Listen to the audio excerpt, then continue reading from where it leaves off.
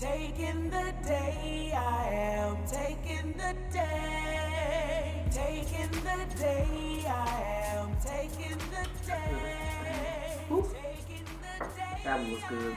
Hey everybody, welcome to Coffee and Conversation. It is Angela. Hey family, did you all have a great week? Did you all take the day? Did you all do something to help you live a happier, healthier life? I hope you did. I hope you did. I hope you did. If this is your first time here, welcome to my channel. Today we are jumping right in because y'all let me have it last week, okay? A friend of mine, dear friend, Chris, reached out and said, I feel gypped. I said, what you mean you feel gypped? He said, you had a 16-minute video and only 8 of it was teaching. Okay, now you don't come for me like that. So today we're going to jump right in because I normally give you a nice long intro, but not today. So consider yourselves welcome. Hope you find something here that blesses you and blesses your life. All right, so today we're going back in on back to center. Why this is important. And I'm gonna be very transparent in today's discussion, just because I really want you to kind of understand the relevance and why it's important, and why it's important that we make choices to live a happier, healthier life. And you hear me say all the time, Jesus died for you for abundance, that you have life and have it more abundantly. If you're not enjoying your life, if you're not enjoying it to the fullest, if you're not having abundance in your life, abundant joy in your life, then what are you doing, right? So you've heard me say that a countless number of times. But I want to start with this quote to kind of set the tone for how and this is a reflective discussion. So be patient with me as I reflect, as well as give you tips and clues and things that I think will impact your life. Okay, so I'm gonna start with this quote. Emancipate yourselves from mental slavery. None but ourselves can free our minds. And that quote is from the Bob Marley. And there's another quote by Marcus Garvey as well that speaks to the same type of freedom and liberation that we should all aspire to.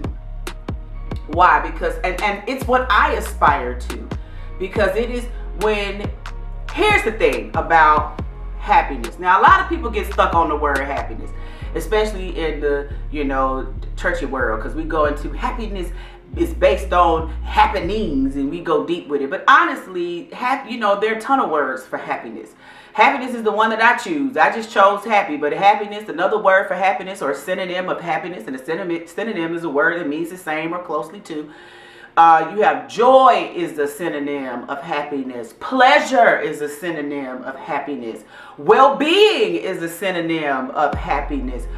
It's so many different words that you can have that exist to explain. Just type in happiness synonyms in your Google on your phone and look at all the various definitions of happiness and ask yourself, are you experiencing that?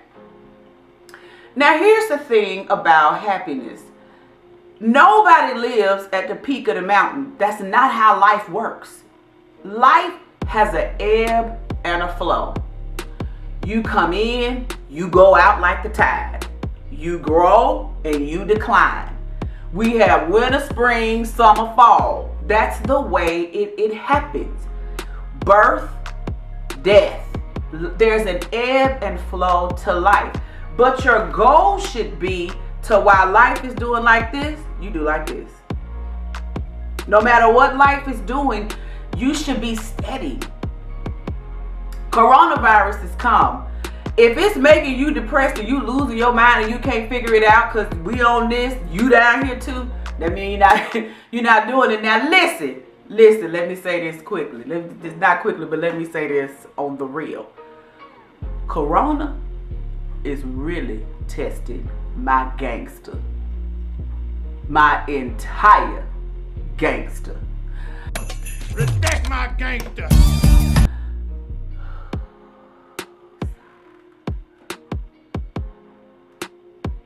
The reason Corona is testing my gangster, honestly, is because part of what gives me the ability to reflect is that I do work from home. So my house is quiet and I'm not around coworkers all day. So it gives me the opportunity to reflect, to listen, to hear, to pray, to commune with the Lord and say, what do you have for me today?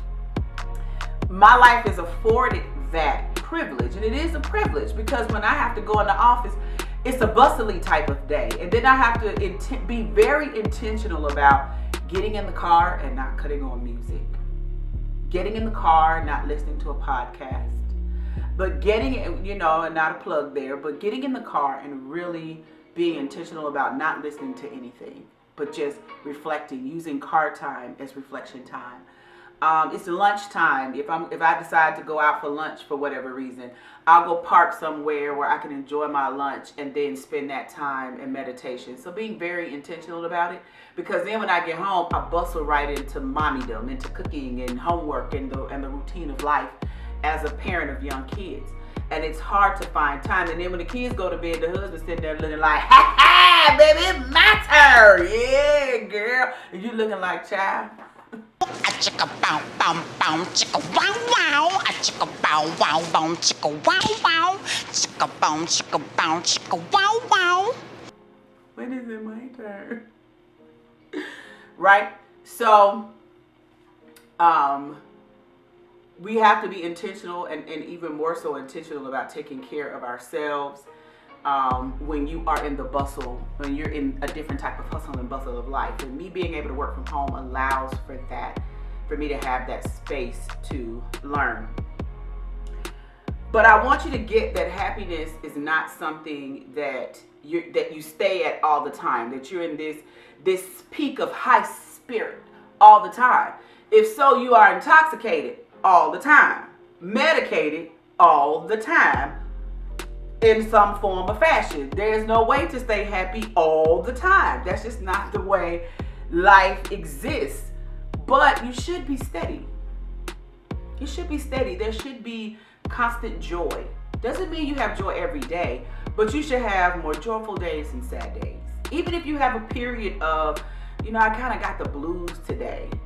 Like, I had the blues this week, and I'll get into that story later, but I had the blues this week, and I went outside, and I took my shoes off, and I walked around in the grass, and I let the sun shine on me, and I just, grounded myself, and I just let this bad energy off of me. I got all this frustration, and I stood outside, and I prayed in the sun, and Lord, I'm frustrated, and this is weighing on me, and I just need you to be God. Be God over my situation. I need you to just drop down on it with all your mighty godness, and I need to see that thing. That's what I was having. I just stood outside in the sun, in the grass, with my feet squeezing the grass, and said, "Ooh, you are God, and I trust you." And we just gonna hold on right there, right? And then by the time I came back inside, my spirit was lighter. I felt lighter. I had released. I'd reset. All of that works. That doesn't mean, and then I went on and had the rest of my day was fine. I had a good day. I laughed with the kids. We went outside and played and all that good stuff. That's the idea of it. Is that okay? So I hit a bump. Now what? And I'm back steady. I hit a bump. I hit a valley. Oh, wait. I recalibrated. Now I'm back steady. That's the goal. But you can only do that if you're paying attention. You can only do that if you're listening to your life, if you're paying attention to your life, if you're noticing what's happening in your life and how you're responding to it. And I want you to do that. You have to do that. Nobody else can pay attention to what's going on in your life and figure out what needs to happen in your life except you. Because nobody else cares. We're too busy figuring out our own life, right? So you have to do the work of figuring out what it is you need for your own life. Now, I done said a couple of things, so I'm beyond points. Just catch the nugget that's for you. All right, I got a bunch of notes today. All right, so the next point I want to make is I want to ask you, what is your steady place? So for me, you have, when I say this is life, you want to say steady. What do you need to be steady? Now you've heard me say, what do you need to be happy? But what do you need to be steady? What keeps you steady? You have to know that. If you don't know that, we got to spend time getting to what keeps us steady. What's our personal place of happiness? What do you need to be steady? What does steadiness mean to you? It means something different to everyone else. For me, steadiness means, and this is the goal of my life, you've heard me say it several times, to live out the fullness of the liberty that I have, of my God-given liberty. I mean that thing. And let me tell you how I arrived here. I was in church one day, the Spirit was moving, and we all in. We praying and singing and doing, we was a singing church, and they still are a singing church. And we were singing, and in the midst of song, I heard a melody, and I began to sing it. And I don't remember all of the melody that I sang, but part of it was, I'm free, free, free, free, and I ain't got one chain holding me. And I promise I sang that thing for about maybe 15 minutes. I sang it for a long time. Like while everybody was singing over that, I am singing, I am free, free, free, free. I ain't got one chain holding me. Now, I would give it a shot for y'all, but I don't necessarily know if it would come out right. I don't know what kind of voice I'm in today. Free, free, free, free. Ain't got one chain holding me. Lord, I'm free, free, free, free. Something like that. I ain't got one chain holding me. Hey, y'all about to lose me. That thing ain't sat down over here. Yes, Jesus. Woo! Woo! Woo! Hallelujah. Hallelujah. Yes, God. That thing done got good, right? But that was, help me, Holy Ghost. Woo! Woo! That was the understanding that I gained. Like, I got that in my spirit. Like, it was like my spirit understood something that my mind, my emotions, and my psychology didn't understand. And from that moment on, it felt like my life started to unravel in certain ways. And things started to unravel. And I was free enough to let the various unraveling and unveiling and unfolding of my life unfold. And as I continued to grow and evolve, I bump up against areas in my life where growth is needed. So here's a tip. You never stop growing. Growth always comes. You're always growing. You're always feeling the pressure to grow, to move forward, to gain, to learn. That's always there. That's always there. Grow or die. That's what the mug says. Grow or die right where you are. And that's not my intent, is to die in the current level of bondage, which my real term is slavery. I call it slavery. In the place of slavery that I'm existing in.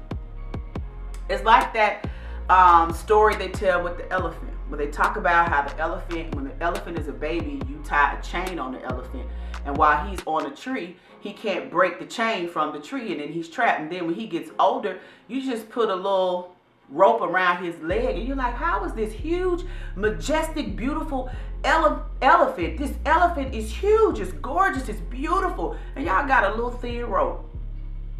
And they say because when the elephant was a child, was a baby, we bound the elephant with a chain. We taught the elephant that it can't break the chain. So even though there might not even be a chain, the elephant's still hanging around the tree. Because mentally, emotionally, and psychologically, the elephant is still bound, even though it's no longer bound. Right? So, in many ways, we can be like that about a variety of different issues that come up in our life. And if we're not paying attention to it, we're going to miss it. See, I don't need to be woke for everybody else. Because see, you can have understanding of something in your mental space. You can have a mental understanding of something that you are incapable of living out physically, emotionally, and psychologically. Think about it. Last week, feelings result in how you think about things. How you perceive things are based on how you feel right here. This tells your brain how you're going to perceive something. Your heart tells the brain how you're going to perceive it. And from there, you make choices and live out your life. You have to get into what am I really feeling about something? And as you bump up against the different things in your life, I bumped up against this. You have to take note of how that made you feel, what that made you think, and then how you started to live your life after that. Now that's it in a nutshell, bringing you back to center of why we have these conversations, of why we meet here on Mondays. It's because I'm trying to connect the dots so that you can have your own personal eureka moment to get to your own personal place of freedom. It is my desire that you hear these different conversations, that you then, in your car, in your house, do just like this. Now I need a moment. Now I need a moment to get free. I need a moment to get free in this moment. I need a moment to emancipate myself. I need a moment to I need a moment for my heart to understand what my head does. Okay, I understand, Angela, I see myself, but now I got to get down to the area of feeling and understand, why do I feel this way? Where do I need to heal? What do I need to take to the altar of the Lord and say, God, I'm broken right here, and I need you to fix this. What are the questions? What questions do you need to ask yourself so that we can get down to the heart matter? I hope that's making sense to you guys. So mine is freedom, and getting around all the mental, emotional, psychological, social slavery things that exist in my life. And y'all listen, when I bump up against it, it wears me out. So here's the story for this week, because I got to give y'all the story. I get to work and I'm working from home. I'm on a call and I realize that I have someone is giving a presentation, and I felt like the presentation that they gave for the level that they're in, for the office that they hold at work, I felt like the presentation, they read it. and I felt like, are you really reading a presentation at your level? There is no way I would be in this job, in this role, and literally read a presentation to a broad audience. Like, at this level, you're not reading. At this level, you should know it. It's how I felt about the presentation. And then I said, well, why do you think that she can't read the presentation? Why have you put that level of pressure, not just expectation on her, but even on you? Because I would not do that. I would stress myself out making sure that there is no, who said, and then I went back to, see, that comes from the age-old thought that when you're black, you got to do more. You got to prove it.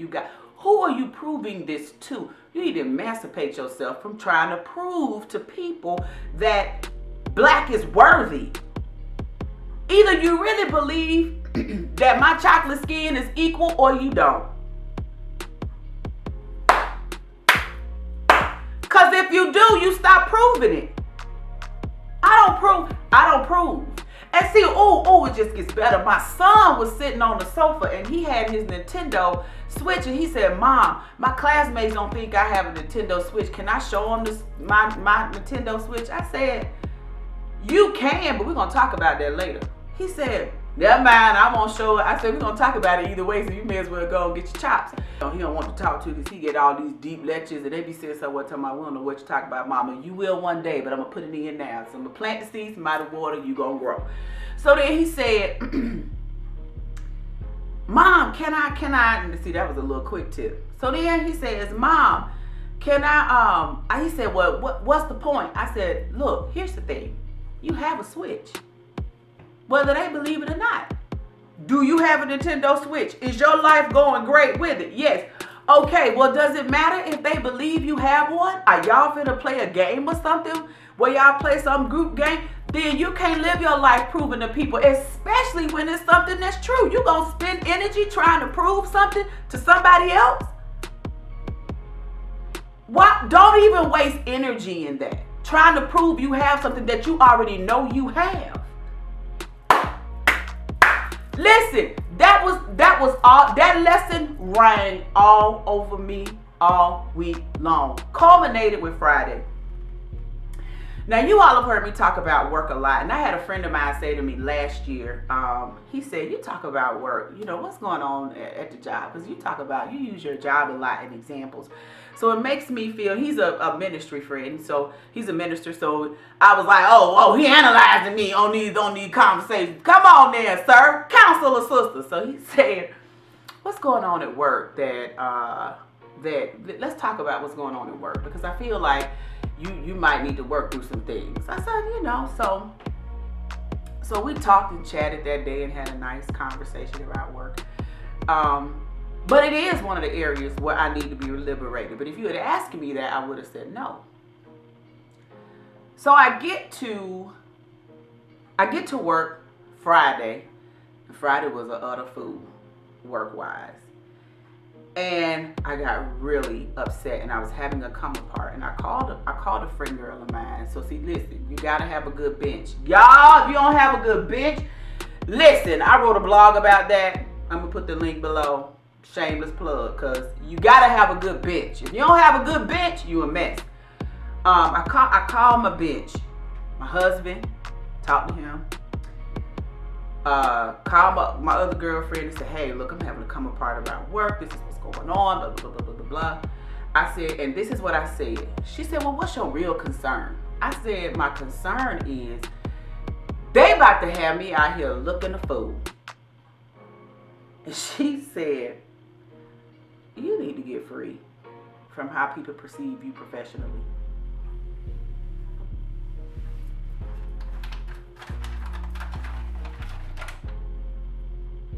Ma'am, she didn't know she stirred in a pot so deep.